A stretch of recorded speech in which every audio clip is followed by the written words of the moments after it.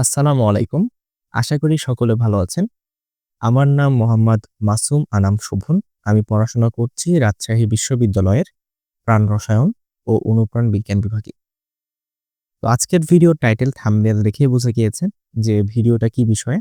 হ্যাঁ, ভিডিওটি হচ্ছে পাইথন প্রোগ্রামিং ল্যাঙ্গুয়েজ নিয়ে।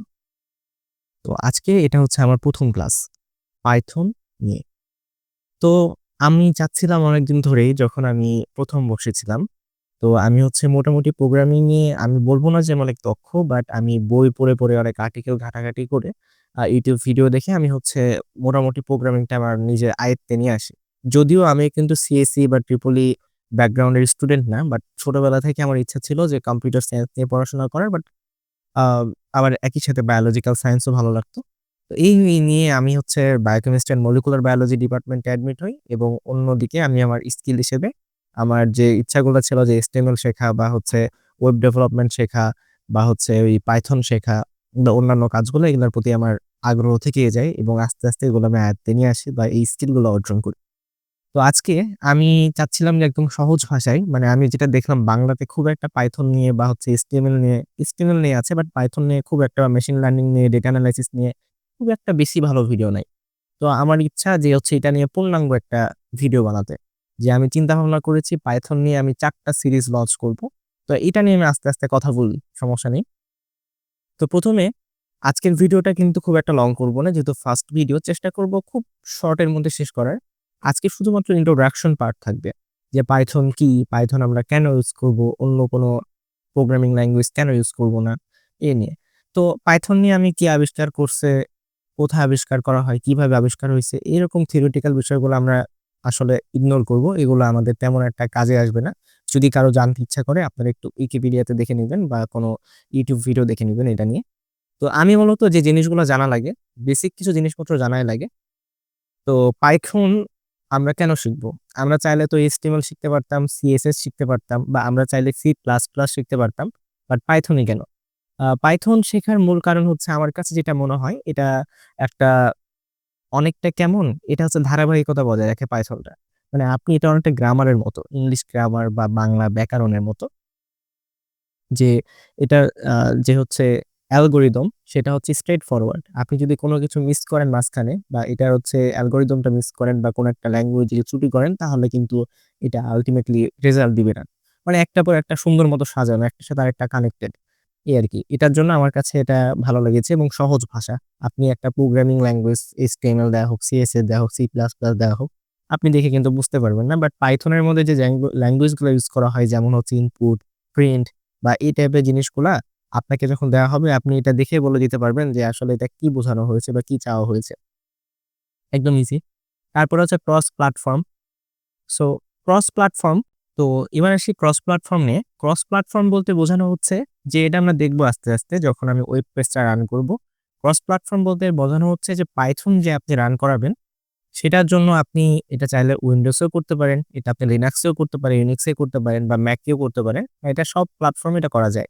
বা এক প্ল্যাটফর্মের কোডিং আরেক প্ল্যাটফর্মের কোডিং এ চলবে কি চলবে না। দেখা যাচ্ছে যে কিছু সফটওয়্যার আমি হচ্ছে আপনার PowerPoint ২০২৩ আপডেট ভার্সনটা নিয়ে কথা বলতেছি।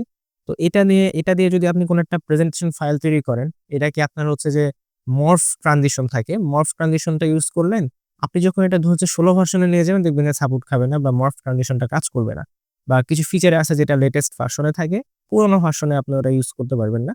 এরকম আরকি। কিন্তু এটার ক্ষেত্রে তা না। আপনি চাইলে একটা কোড macOS ইউজ করলেন। macOS থেকে ওই কোডটা নিয়ে এসে আপনি চাইলে আ আপনার উইন্ডোজ যে OS টা রয়েছে সেটাতে ইউজ করতে পারেন, সেটা আপনার ইচ্ছা। তারপর হচ্ছে বিল্ট ইন মডিউল রয়েছে। এটা আমরা আস্তে বুঝবো যে বিল্ট ইন মডিউল কি রয়েছে। ওপেন সোর্স, অবশ্যই ওপেন সোর্স। যে কারো কোড আপনি ইউজ করতে পারবেন বা এরকম আরকি। মানে সব ডেভেলপাররা একত্রিত হয়েছে পাইথন এর উপর। পাইথন দিয়ে সব একই রকম কাজ করা হয়। মানে এটা নিয়ে আমরা আস্তে বুঝবো যে ওপেন সোর্স বলতে কি বোঝানো হয়েছে, বিল্ট ইন মডিউল বলতে কি বোঝানো হয়েছে। এটা যখন আমরা একটা পাইথন প্রোগ্রামিং এর মধ্যে ঢুকে পড়বো, এটা মোটামুটি সিরিজ ২ এর মধ্যে বিল্ট ইন মডিউল বা এগুলা নিয়ে বোঝানোর চেষ্টা করব যে কি মডিউল রয়েছে। হ্যাঁ? তারপর হচ্ছে Monty Python's flying circus. Monty Python's flying circus এই কথাটা বা হচ্ছে এটা একটা শো, কমেডি শো। এই শোটা থেকে আসলে পাইথন নামকরণটা করা হয়েছিল। যিনি ১ম পাইথন আবিষ্কার করেন। তো তিনি এই নামকরণটা মন্টি পাইথনস ফ্লাইং সার্কাস থেকে নেওয়া হয়েছিল। এটা বলার কারণ হচ্ছে আমাদের মধ্যে একটা ভুল ধারণা থাকে সেটা হচ্ছে পাইথন আমরা ভাবি যে স্নেকের নামকরণ থেকে পাইথন প্রোগ্রামিং ল্যাঙ্গুয়েজের নামকরণটা করা হয়েছে। কিন্তু আসলে এটা টোটালি রং। পাইথন হচ্ছে যে ল্যাঙ্গুয়েজটা রয়েছে এটা নামকরণটা করা হয়েছে মন্টি পাইথনস ফ্লাইং সার্কাস নামে একটা কমেডি শো থেকে। যেটা মেবি আমি যতটুকু জানি যে ব্রিটেনে আসলে হতো। এখন ১ম পাইথন ল্যাঙ্গুয়েজ বা ১ম পাইথন যে কোডটা সে কোড হচ্ছে ১৬,০০০ লাইনের ছিল। তো বর্তমানে লক্ষ, লক্ষ হয়। সো এটা একটা ডিফারেন্স। ১৬,০০০ থেকে শুরু হয়েছে এখন লক্ষ, লক্ষ। পাইথন নিজের কোড নিজে তৈরি করতে পারে। সো এটা নিয়েও আমরা পরে বুঝতে পারবো যে পাইথন কিভাবে নিজের কোড নিজে তৈরি করতে পারে। পাইথন বেসিক থেকে অ্যাডভান্স কোর্স। তো আমাদের এই কোর্সটা হচ্ছে পাইথন বেসিক থেকে একদম অ্যাডভান্স। আমরা বেসিক থেকে শুরু করব এবং আমরা অ্যাডভান্স এর কাজগুলোও দেখব। আর বাকিটা আপনার প্র্যাকটিসের উপর নির্ভর করছে। আপনি যত প্র্যাকটিস করবেন আপনার লেভেলটা তত বাড়বে। তো মূলত হচ্ছে এই যে কোর্সটা আমরা তৈরি করেছি, এই কোর্সটা বা পাইথন কাদের জন্য বা আমাদের এই কোর্সটা কাদের জন্য? এটা যারা আসলে স্টুডেন্ট, যারা আন্ডার গ্র্যাজুয়েট স্টুডেন্ট বা যারা গ্র্যাজুয়েট স্টুডেন্ট, আবার যারা হচ্ছে ২০২৫ এ এসে একটা স্কিল অর্জন করতে চাচ্ছেন, তাদের জন্য আমরা এই কোর্সটা অফার করছি। তারা আপনারা এই কোর্সটা করে আপনারা নিজেদের স্কিল অর্জন করতে পারেন। বাট অবশ্যই মনে রাখবেন স্কিল অর্জন করাটা যতটা সহজ, তার থেকে বেশি কঠিন হচ্ছে স্কিলটাকে ধরে রাখা। আপনি যদি স্কিলটা অর্জন করেন, স্কিল অর্জন করাও কঠিন। বলতেছি না এটা সহজ। স্কিল অর্জন করাটাও কঠিন বাট এটাকে ধরে রাখাটাও কঠিন। আপনাকে রেগুলার প্র্যাকটিস করতে হবে। যেই স্কিলই হোক। আপনি ওয়েব ডেভেলপমেন্ট শিখতে পারেন, আপনি পাইথন ল্যাঙ্গুয়েজ শিখতে পারেন বা আপনি আপনার গ্রাফিক ডিজাইন শিখতে পারেন, মার্কেটিং শিখতে পারেন, ডিজিটাল মার্কেটিং আরকি। তো যেকোনো কিছুই আপনি শিখে ফেলায় রাখলেন তাহলে কিন্তু হবে না। আপনাকে প্র্যাকটিস করতে হবে। সো পাইথন নিয়েও এরকম একটা কিছু আমি বলতেছি, ধাপে, ধাপে বলব। তো এই পাইথনের আসলে কাজ কোথায়? আপনারা আশা করি সবাই জানেন। পাইথনের কাজ হচ্ছে অনেক। এটা হচ্ছে ডাইভার্স এটার কাজ। সো এটা বট তৈরিতে কাজে লাগে, অটোমেশন তৈরিতে, ডেটা এনালাইসিস এ, আর্টিফিশিয়াল ইন্টেলিজেন্স তৈরিতে, ওয়েবসাইট তৈরিতে, YouTube, Facebook, Google, DeepSeek, ChatGPT, Copilot, Gemini সবাই এটা ইউজ করে। বিশেষ করে আর্টিফিশিয়াল ইন্টেলিজেন্স সবগুলাই হচ্ছে এই পাইথন বেসড। সবগুলাই স্ট্রাকচার পাইথন দ্বারা তৈরি। ঠিক আছে? তো এগুলো হচ্ছে বোঝার কিছু নাই। এখানে আমি জাস্ট তুলে রাখছি। আমি যতটুকু জানি জিনিসগুলা বোঝানোর চেষ্টা করেছি। যে ওয়েবসাইট তৈরিতে আপনারা এটা ব্যবহার করতে পারেন। YouTube, Facebook, Google, DeepSeek এগুলা সবাই কিন্তু পাইথন ইউজ করে। অটোমেশন তৈরিতে বলতে গেলে আপনি Facebook এ কোনো একটা পেজে দেখলেন কোনো একটা প্রোডাক্ট বিক্রি করছে। আপনি ওইখানে গিয়ে একটা মেসেজ করবেন। দেখবেন যে অটোমেটিক আপনার কাছে কি হবে? অটোমেটিক কিছু মেসেজ চলে আসবে। এটা হচ্ছে পাইথন দিয়ে করা। বা ডেটা কালেকশন, ডেটা এনালাইসিস করা যেমন আপনি কারো সাথে কথা বলছেন ঘুরে নিয়ে। Facebook এর মেটা যেটা করে। Facebook এর মেটা যে ফলো বা যে রুলটা ফলো করে বা যে অ্যালগরিদমে চলে। আপনি বা Google বা YouTube যাই বলেন, আপনি কোনো একটা টপিক নিয়ে ফ্রেন্ডের সাথে আলোচনা করছেন বা Google এ কোনো কিছু সার্চ দিয়েছেন, Daraz এ কোনো কিছু সার্চ দিয়েছেন, দেখবেন যে Facebook এ এসে ওই জিনিসটার এড দিচ্ছে বা Daraz এ ওই জিনিসটার এড দিচ্ছে। সো এটা ক্রস লিঙ্কিং, ঠিক আছে? এটা হচ্ছে অনেকটা যে ডেটা এনালাইসিস করা হয় আপনার তথ্যগুলো কাজে লাগিয়ে। তো এটা হচ্ছে পাইথনের কাজ রয়েছে এখানেও। তো যাই হোক, তো আমাদের পাইথনের যে মাস্টার সিরিজটা আজকে চালু করতে যাচ্ছি, এটা হচ্ছে সিরিজ 1 এবং আজকের ক্লাসটা হচ্ছে ১ পাইথন কি? অলরেডি শেষ করলাম। পাইথন একটা প্রোগ্রামিং ল্যাঙ্গুয়েজ। পাইথন দিয়ে ১ম প্রোগ্রামিং। এখানে একটু বানানটা ভুল গেছে। প্রোগ্রামিং এর ওকার হবে। আমি এখানে ভুল করেছি। যাই হোক, পাইথন হচ্ছে কি? শেষ করলাম। পাইথন দিয়ে ১ম প্রোগ্রামিংটা আমরা রান করব। তো এটা হচ্ছে সিরিজ ১। টোটাল ৪ টা সিরিজ থাকবে। সো সিরিজ যত বেশি তত হচ্ছে আপনার হার্ড বেশি, লেভেল তত বাড়বে। তো আপনারা হচ্ছে চাইলে আপনাদের সিভির মধ্যে সিরিজ 1 কমপ্লিট করে ওখানে লিখে দিতে পারেন যে আপনার লেভেল 1 কমপ্লিট করেছেন। এভাবে ৪ টা সিরিজে আমরা বেসিক থেকে অ্যাডভান্স আস্তে, আস্তে শিখব। প্রতিটা সিরিজে আমি ধারণা করছি যে ১৫ টা বা ১০ টার মতো ক্লাস লাগবে। একেকটা ক্লাসের ডিউরেশন ২০ মিনিট বা ২৫ মিনিট করে হতে পারে। এবং এটা আমি চেষ্টা করব ফ্রিকোয়েন্টলি এগুলো আপলোড করার। তো যাই হোক, আমরা তাহলে চলে যাই। আমাদের স্লাইড দেখানো শেষ। এখন আপনাকে যদি হচ্ছে পাইথন যদি আপনারা শিখতে চান বা পাইথন কোড রান করাইতে চাইলে আপনাকে অবশ্যই পাইথন ইনস্টল করতে হবে। পাইথন ইনস্টল করবেন কোথা থেকে? পাইথন ইনস্টল করতে হলে অবশ্যই আপনাকে যেকোনো একটা ওয়েব ব্রাউজার চালু করতে হবে। চালু করার পরে এখানে লিখতে হবে পাইথন। পাইথন লিখে যে এখানে পাইথনের ১ম ওয়েবসাইটটা পেয়ে যাবেন। এটা হচ্ছে পাইথনের অফিসিয়াল ওয়েবসাইট। এখানে ক্লিক করে এটার মধ্যে প্রবেশ করবেন। তারপর ডাউনলোড অপশনে যাবেন। ডাউনলোড অপশনে গিয়ে এখানে আপনারা লেটেস্ট ভার্সনটা পেয়ে যাবেন। যে এখন দেখেন এটা হচ্ছে পাইথনের 3.13.2 একটা ভার্সন, লেটেস্ট ভার্সন। আপনারা চাইলে লিনাক্স বা ইউনিক্স বা ম্যাকের জন্য এখান থেকে ডাউনলোড করতে পারেন। আমি অলরেডি ডাউনলোড করে রেখেছি। ঠিক আছে? ডাউনলোড করার পর ইনস্টল করা খুবই সহজ। আমি তারপরেও দেখায় দিই। এই যে জাস্ট এরকম থাকবে। ডাবল ক্লিক করে রান করবেন। রান করে এখান থেকে ইনস্টলার অপশন থাকবে। আমি যেহেতু ইনস্টল করে রাখছি, সো এটা আমার জন্য আর প্রযোজ্য না। আমাকে আবার আনইনস্টল করে আবার ইনস্টল করতে হবে। তো সেটা করছি না, অনেক সময় সাপেক্ষ ব্যাপার। আপনারা ইনস্টল করে নিবেন যেভাবে ইনস্টল করতে হয়। এখন নেক্সট স্টেপে পাইথনটা ইনস্টল করার পর অবশ্যই আপনার পিসিটা রিস্টার্ট দিবেন। রিস্টার্ট দেওয়ার পরে আজকে কিন্তু আমি মানে প্রাইমারি লেভেলের কথাগুলো বলছি।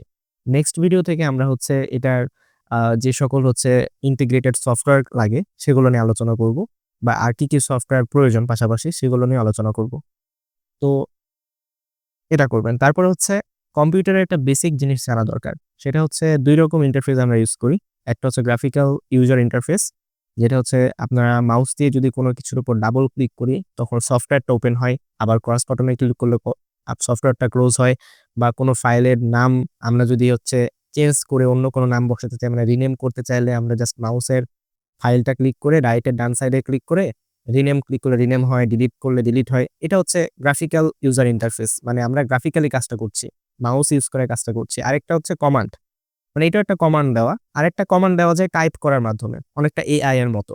যে আমি কোনো কিছু তোমাকে বলছি, আমার ল্যাঙ্গুয়েজে তাকে বোঝানোর চেষ্টা করছি বা তার ল্যাঙ্গুয়েজে তাকে বোঝানোর চেষ্টা করছি যে, "তুমি এই কাজটা করো। কম্পিউটার তুমি এই কাজটা করে দাও।" আমি জাস্ট টেক্সট করতেছি। ওর সাথে টেক্সট করতেছি যেভাবে টেক্সট করতে হয়। "এই কাজটা করো।" সেই কাজটা আমার জন্য করে দিবে। এটা আমরা কোনো হচ্ছে ফিডব্যাক পাবো না। এটা হচ্ছে ওয়ান ওয়ে ডিরেকশন। আমি কাজটা বলবো, সে কাজটা করে দিবে। বাট আমরা দেখতে পাবো না যে কাজটা করছে কি করে নাই। আমরা কমান্ড প্রম্পট অফ করে তারপর দেখব যে হ্যাঁ, আসলে সে কাজটা করছে কি করেনি। জিনিসটা সহজ ভাষায় বুঝাই। আমি আশা করি বুঝাইতে পারছি অনেকটা। তো জিনিসটা হচ্ছে এরকম যে আমরা মাউসের মাধ্যমে যে কাজগুলা করি বা কম্পিউটারে ঢুকলাম, এই যে ফাইলের মধ্যে ঢুকলাম, আবার বের হয়ে গেলাম।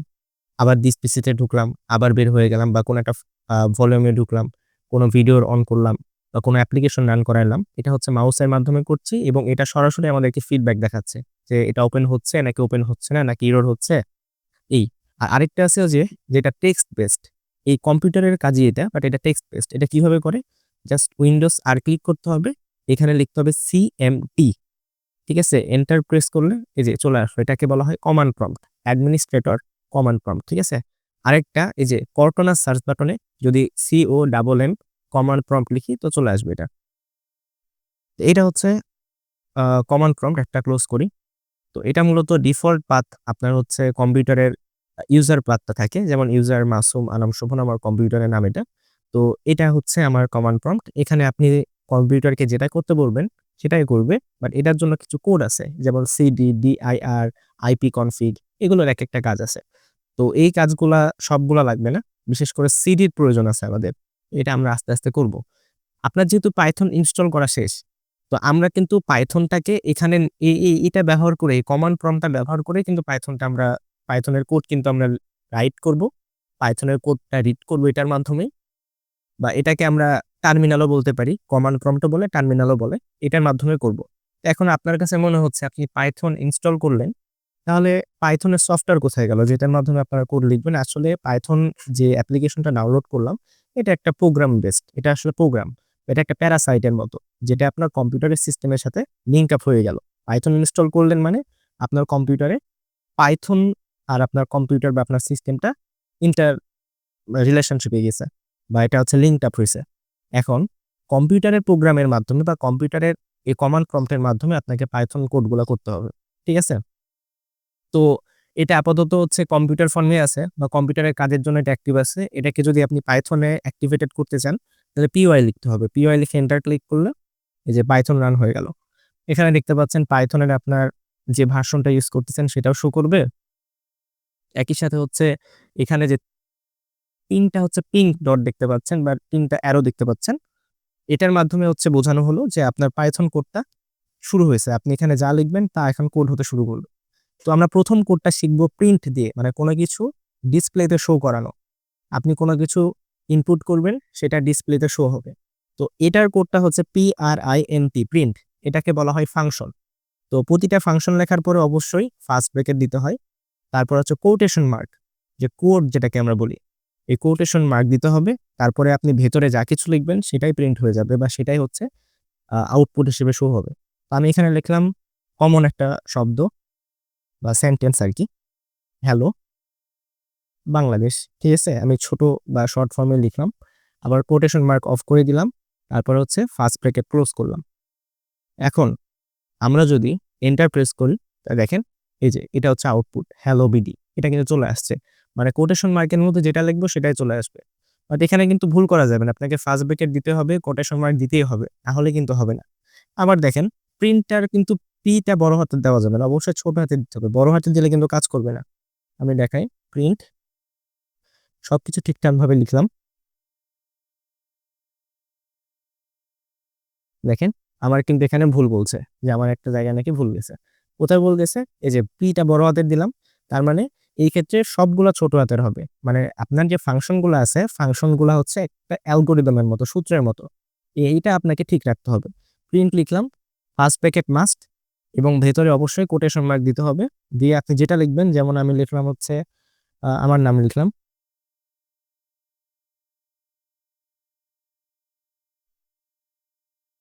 এই যে আমার নাম চলে আসলো। প্রিন্ট হয়ে গেল আমার নামটা। তো এটা হচ্ছে আজকের ১ম কোড যেটা আমরা রান করাইলাম। আপনারা সকলে প্র্যাকটিস করবেন। সবকিছু দিয়ে প্র্যাকটিস করবেন। কোটেশন মার্ক অফ করে আপনারা দিবেন। দেখেন হয় কিনা।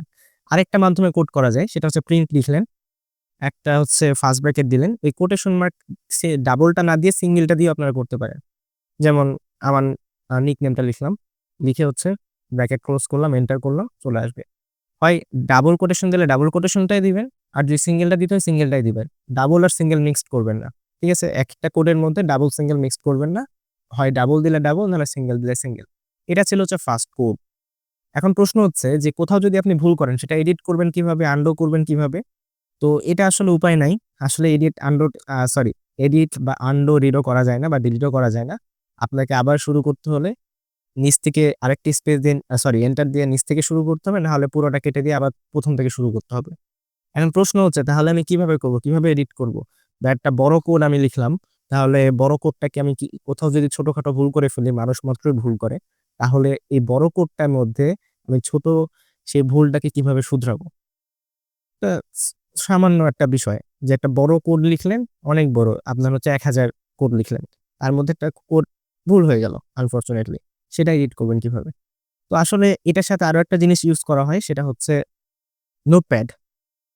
আপনার কম্পিউটারের নোটপ্যাডে আপনি আগে কোডটা লিখে নিবেন। যেমন আমি প্রিন্ট